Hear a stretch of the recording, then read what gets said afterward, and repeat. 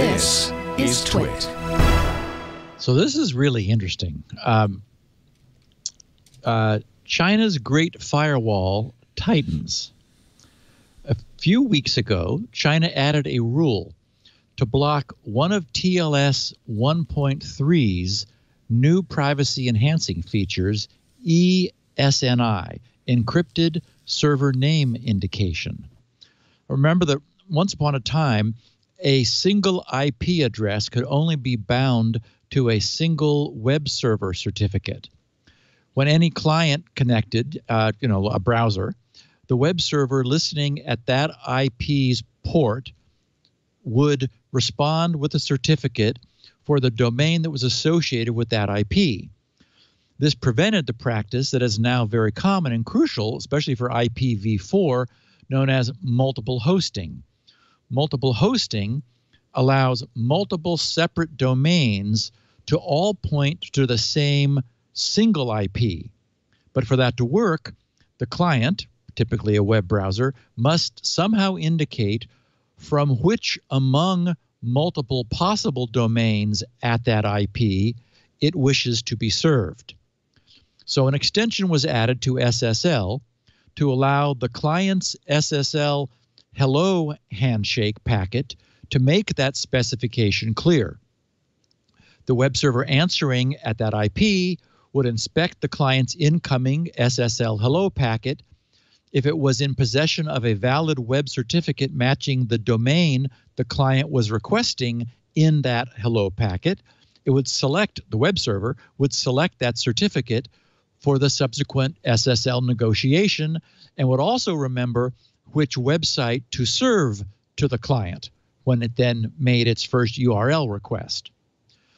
From a privacy standpoint, the trouble with this is that the so-called SNI, server name indication, necessarily had to be provided to the server right up front before the SSL connection's privacy encryption could be established. So that allowed any passive eavesdropper to easily determine to which domain this pending SSL connection was being directed. And one could imagine if you were China running the Great Firewall, you would be interested in secure connections coming up and to which domains they are going to. But this overt lack of privacy drove those evolving the TLS standard to work out a means, which is present now in TLS 1.3, of adding encryption to the SNI extension to create ESNI, Encrypted Server Name Indication. This is good for user privacy, but of course it's a bane for anyone having any anti-privacy agenda, such as presumably the Chinese state, which we know has a manifest interest in controlling and censoring what its citizens are allowed to and able to access. Since adoption of new security standards is notoriously slow, this wasn't initially a problem for China. But as TLS 1.3 usage has continued to grow, the growing usage of ESNI as a feature of TLS 1.3 had been giving Chinese censors some headaches. I have a chart in the show notes, which is encouraging. This shows as of the beginning of 2018, so 2.5 years, where the various SSLs and TLSs are. And where we are now, the bottom two lines today, SSL2 and SSL3, are looks like less than maybe 10% SSL3, but steadily dropping. TLS 1.2 is on the rise. 1.1 is dropping. 1.0 is dropping. And 1.3 is also on the rise. So looks like TLS is almost at 100% support, and TLS 1.3 is currently at nearly 1/3, 31.7%. So definitely on the rise, and that means that nearly 1/3 of connections with clients supporting it at the client end, and servers supporting it at the server end would be blinding the Chinese firewall to who they're connecting to. And as I noted at the top, it turns out that China has reacted just recently, 2 weeks ago, with a bit of a heavy hand by simply blocking any TLS 1.3 connections which use ESNI. Other HTTPS traffic is still allowed through the Great Firewall if it uses an older version of TLS or non-encrypted SNI. And it's unclear what China expects to have happen. TLS 1.3 and ESNI are here to stay, but perhaps not in China. Maybe browsers will add a feature to turn off encrypted ESNI and just fall back to SNI, which would still give you the other benefits of 1.3, but allow China to eavesdrop. I found an entry in the IETF list archive dated from just a couple weeks ago, July 30th. It was titled, in brackets, TLS, and then it said, possible blocking of encrypted SNI extension in China. And the posting said, the Great Firewall of China may have identified and blocked Cloudflare's ESNI implementation. He said, the poster said, I have found that when using a TLS client hello with ESNI extension to connect to servers behind Cloudflare's CDN, the connection will be cut off after the whole TLS handshake is done. And then that IP address will be blocked at the TCP level for several minutes. Some additional probing of the phenomenon revealed that the detector is not merely matching on the lack of plain text SNI, it is specifically looking for the ESNI extension identified by the identifier, it's in hex, so 0xFFCE. Also, the encrypted server name extension must be syntactically correct. So it's actually parsing the extension.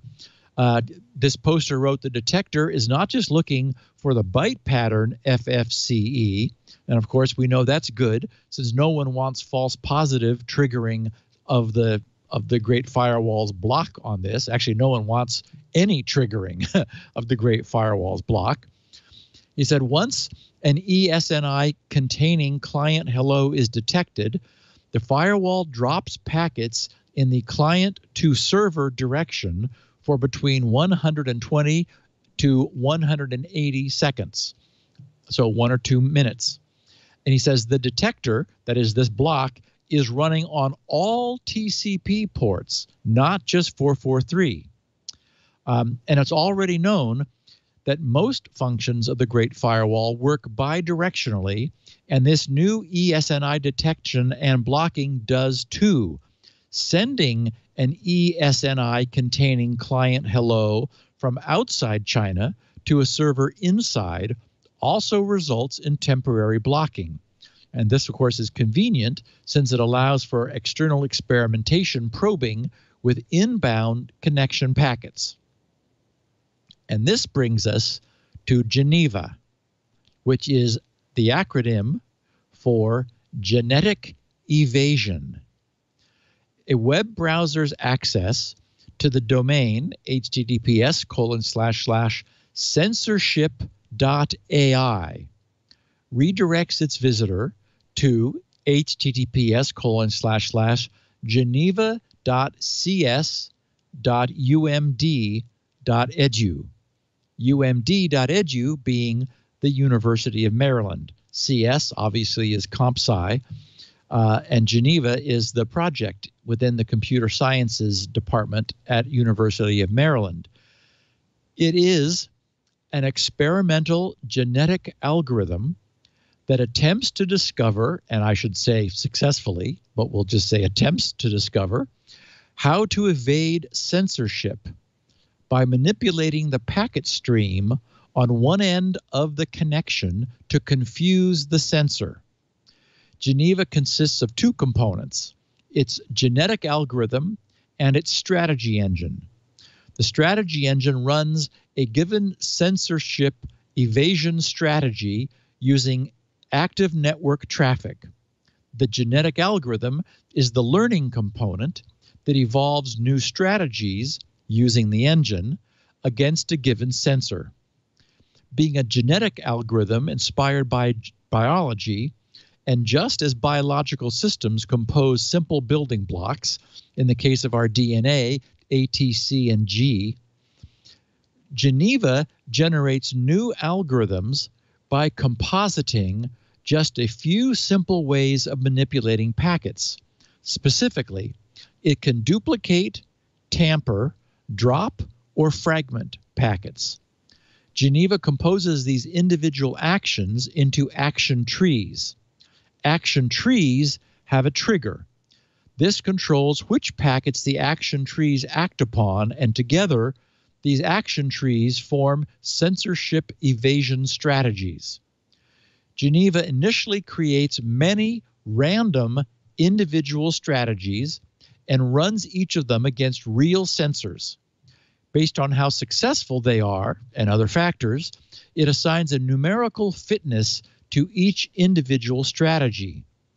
The most fit survive from one generation to the next, and Geneva mutates and mates strategies to create new ones. The key to Geneva's success is its fitness function, which encourages the genetic algorithm to explore the space of strategies that does not damage the underlying TCP connection, because of course we want connections to still work. Over many successive generations, if Geneva discovers a strategy that defeats censorship, the fitness function encourages the genetic algorithm to refine and simplify the strategy. So one way to think of this is to compare it with fuzzing, which we've talked about often. In fuzzing, we generate entirely random, junk within the limits of the target API's parameters, and we just throw it at the target to see what happens. So Geneva is a bit like that, but it adds memory and much more goal direction choosing for successive strategies. And unlike previously work of this sort, censorship evasion strategies are not manually created. Geneva discovers them automatically. Once Geneva has discovered a means of evading censorship, only then is that means analyzed manually to learn more about how the sensor operates. In this case, the work has led to interesting insights, like how China's Great Firewall synchronizes its state or how it processes packets. Sometimes the analysis concludes that Geneva has discovered a bug in the sensor. An example is the segmentation species Geneva discovered in China against the Great Firewall by segmenting the forbidden request twice at specific indices. Though the Great Firewall can normally reassemble segments, by segmenting twice at these specific bounds, the sometimes less than Great Firewall can be tricked into ignoring the request to evade censorship. As it turns out, this whole scheme actually works. Geneva has been deployed against real-world sensors in China, India, Iran, and Kazakhstan. It has independently discovered dozens of strategies to defeat their censorship and found previously unknown bugs in sensors. And what's more, all of these strategies and Geneva's strategy engine are open source on GitHub. And 4 days ago, the ESNI plugin was added to the repository. I have a link to the repository in the show notes. In the case of China's ESNI triggered blocking, they trained Geneva over the span of 2 days, 48 hours, both client-side and server-side. They discovered 6 strategies to defeat the ESNI censorship, 4 which worked from the server's end, and 6, including those 4, which worked from the client. And they are wacky stuff that wouldn't ever occur to someone. Okay, I have the first 2 just because they were really interesting. Strategy 1 that was discovered was the triple SYN. It operates by initiating the TCP three-way handshake with 3 SYN packets, such that the sequence number of the 3rd SYN is corrupted. Who would ever think of trying that? This strategy performs what they called a desynchronization attack against the Great Firewall. The Great Firewall synchronizes on the correct sequence number, so it misses the ESNI request. It can also be applied on the server side. This means that citizens inside China could successfully connect to secure and private services operating outside China if those services added this wacky triple SYN hack to the server. And they might only do this for client IPs originating from China. The second example of a different strategy is they called the 4-byte segmentation. The client sends the ESNI request across 2 TCP segments, such that the first TCP segment is less than or equal to 4 bytes. This is not the first time Geneva has discovered segmentation strategies, but it's surprising that this strategy works in China. The Great Firewall has been famous for its ability to reassemble TCP segments for almost a decade. The TLS header is 5 bytes long.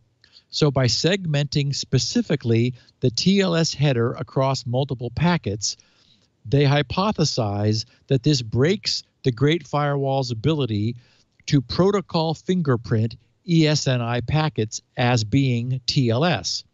This has interesting implications for how the Great Firewall fingerprints connections. It suggests the component of the Great Firewall that performs connection fingerprinting cannot reassemble TCP segments for all protocols.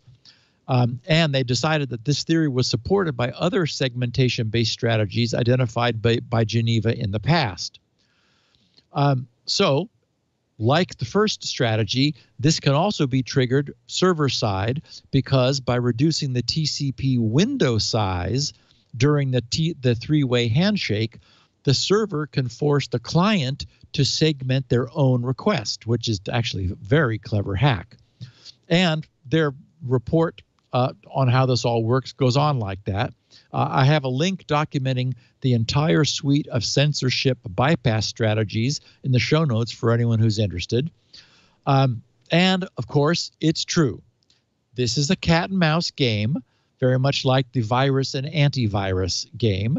China could, and eventually I'm sure will, respond with fixes for the problems that Geneva has found, especially since the entire effort is open and public. It's on GitHub. And maybe after that, additional ways or new ways will be found around filtering. But I think the larger implication here is for the application of this sort of AI-ish directed discovery being applied to software vulnerabilities, not just communications vulnerabilities. I drew the analogy earlier to fuzzing.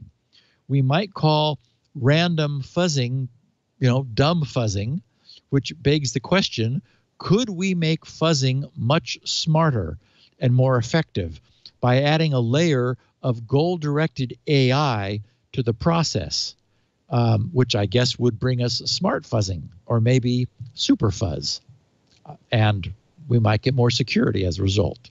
But it does look like we're beginning to see more and more AI-style concepts being employed to security, and that's all for the good. It's kind of interesting. So basically, it picks its strategies at random. Yep. And just keeps trying and trying and trying until something works.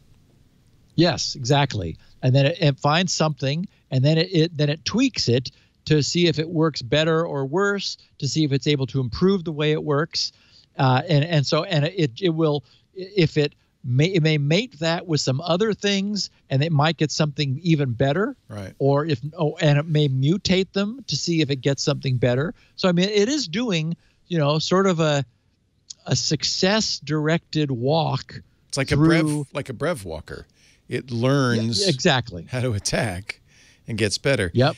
Honestly, using this to attack the Great Firewall of China is going to have, I think, limited success. Mostly what they're doing is helping patch it, frankly. Yes.